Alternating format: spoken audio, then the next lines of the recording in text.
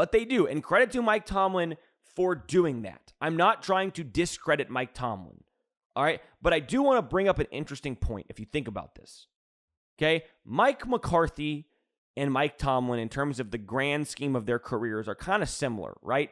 Each has one Super Bowl. Both of them won a Super Bowl with a really good Hall of Fame quarterback years back, okay? They both kept their job for a long time based on that success, and they both had a lot of success a while back, but have not had a lot of success in the recent past, okay? When you look at Mike McCarthy, last year after Dallas loses in the playoffs, everybody says Mike should be fired. That was kind of the overall sentiment. And it's like, even if he wasn't fired, if the Cowboys were to not win a playoff game again this year, or win a wild card and lose in the divisional round, regardless of the regular season, people were still saying Mike should probably be fired.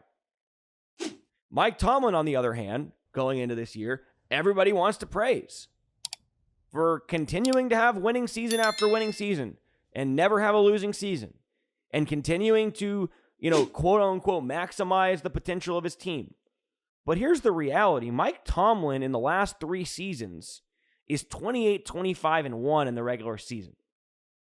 Mike McCarthy is 36-14. Huge difference. 11 plus 11 for Mike McCarthy in the regular season over the last 3 seasons.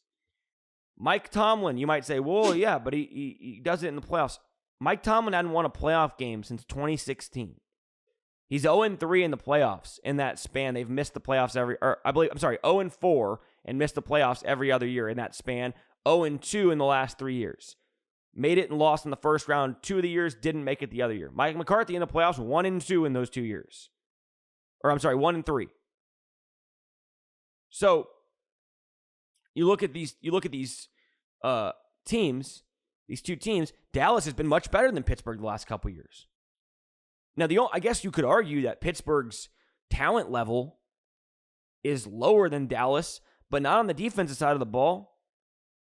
Really, besides the quarterback position, it's hard to say that there's a big difference in talent level. Now, I understand this year it's been a big difference in outcome, but we're talking about the perception going into this season. And my point being, any other coach, i.e. Mike McCarthy, who continues to lose in the playoffs year after year for an organization that expects to be competing for Super Bowls, any other coach is on the hot seat. Mike Tomlin, for some reason, continues to be praised for failing to do anything in the postseason. If they're so non-talented, why don't they make some moves to go get somebody, right? If this is such an impressive thing from Mike Tomlin, and he does it in the regular season, and he's able to get the most out of his guys, why can't he win in the postseason, right?